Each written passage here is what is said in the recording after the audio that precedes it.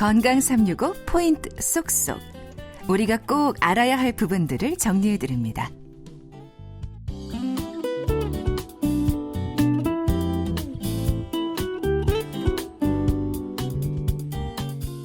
건강 365 박광식의 건강 이야기, 오늘 눈 건강을 주제로 말씀 나누고 있습니다.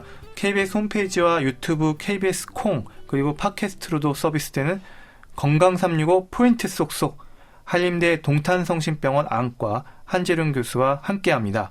교수님, 그러면 일상의 큰 불편으로 자리하는 비문증이라는 게 있잖아요. 참 이게 생기면 당황스럽다고 하는데요. 이게 뭐고 노화로 인한 증상인지 원인도 궁금합니다.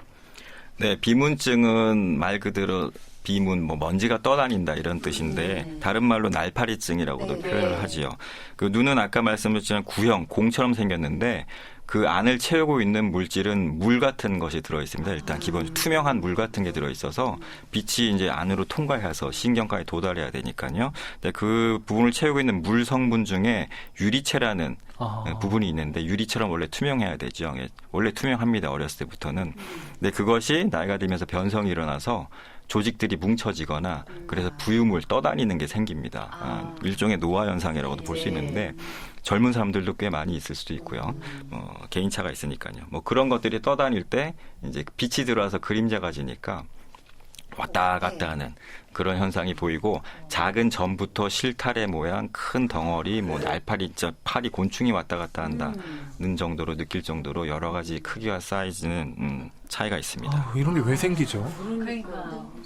왜 생기는지는 잘 모르겠는데 일단은 눈 속의 유리체라는 구조가 99.9%는 물입니다. 물이고 나머지 0.1%가 그런 콜라겐 조직들이 이제 이렇게 결체 조직처럼 약간 보면은 젤리처럼 이제 원래 찐득찐득한 형태거든요. 그런 것들이 이제 서로 뭉쳐지는 거죠. 일정한 게 배열이 돼 있으면 투명한데 서로 뭉쳐지게 되면 덩어리가 져가지고 왜 생기는지는 잘 모르겠습니다. 그럼 비문증에 대해서는 치료법이 있나요? 근본적으로는 없애야 되니까요. 치료를 하려면 없애는 방법은 수술입니다. 수술해서 직접 꺼내서 제거를 해야죠. 그러면은 없어는 지는데 그 수술을 함부로 할 수 없는 게 눈 속에 들어있기 때문에 그걸 없애려면 눈 속을 뚫고 들어가야 되거든요. 그래서 그런 수술을 하는 위험도와 얻을 수 있는 그런 이익을 잘 저울질해서 하는데 함부로 할 수 있는 수술은 아닙니다. 그러면 비문증이 있을 때 안과를 찾아가도 딱히 도움을 못 받겠네요. 그 병원에 가야 되는 이유가 있을까요? 비문증을 일으키는 그 원인이 아까 이렇게 부유물이 생긴다고 했잖아요. 원래 있던 조직이 뭉쳐서. 근데 그 외에 다른 이유도 있습니다. 그 눈 속에 포도막량 같은 염증이 있으면 염증 물질, 약간 고름 성분들이죠. 그런 것들이 생겨서 떠다니기도 하고요. 그다음에 눈 속에 어떤 다른 질병, 당뇨나 고혈압 같은 병이 있을 때 혈관 합병증이 오면 출혈이 생깁니다. 피가 나면 피난 것도 떠다니겠죠. 눈 속에서 출혈이 되거나 마지막으로 시신경이 그 망막이라는 시신경이 안에 필름처럼 벽지처럼 안에 붙어 있거든요, 안쪽으로. 근데 그 부분이 어디가 찢어지거나 떨어지면 그런 조각들도 떠다니기도 하고. 그것은 질병에 의한 그 비문증이기 때문에 꼭 치료가 필요한데 감별을 위해서는 꼭 진료가 필요하겠죠. 그런 관점에서 뭔가 눈에 떠다니는 게 있으면 안과를 꼭 찾아가 보셔야 될 것 같습니다. 그러면 이제 비문증이 시력하고도 연관이 되는 경우가 있나요? 네, 그 시력을 떨어뜨리는 경우가 흔하진 않지만 있을 수 있습니다. 그 비문증 덩어리가 떠다닌 덩어리가 중심에 위치해 있는지, 옆에 있는지, 저 주변부에 있는지 따라서 그 영향을 미치는 정도도 다르고 크기와 사이즈, 혼탁 정도. 그래서 아주 드문 경우긴 하지만 중심 부분에 크게 혼탁이 심한 경우는 실제로 시력을 떨어뜨립니다. 그런 분들은 수술적 치료에서 제거를 해주는 게 좋습니다. 그러면 평소 눈을 자주 비비는 습관은 좀 어때요? 네, 비비는 습관 매우 나쁩니다.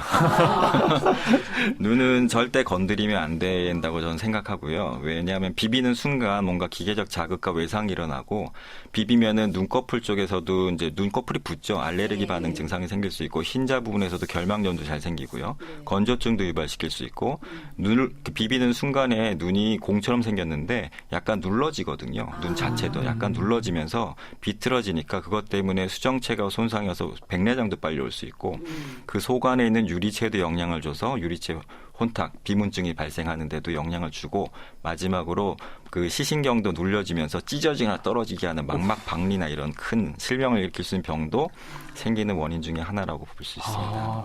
눈을 함부로 비벼서는 안 되겠네요. 그 비문증에 있어서 예방법이나 증상 완화를 위한 방법이 있는지도 궁금하고요. 그런 게 좀 없다면 만약 비문증이 생겼을 때 수술할 정도는 아닌 분들에게 함께 그게 안고 가야 되는 부분일 텐데 어떤 조언이 좀 가능할까요?